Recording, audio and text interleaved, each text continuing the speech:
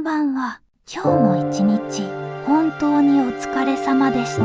仕事で気を張り続けたり、周りに気を使ったり、頑張らなきゃと無理をしたり、気づかないうちに心も体も疲れていた方もいるでしょう。そして今、もう何もしたくない、そんな風に感じているのかもしれません。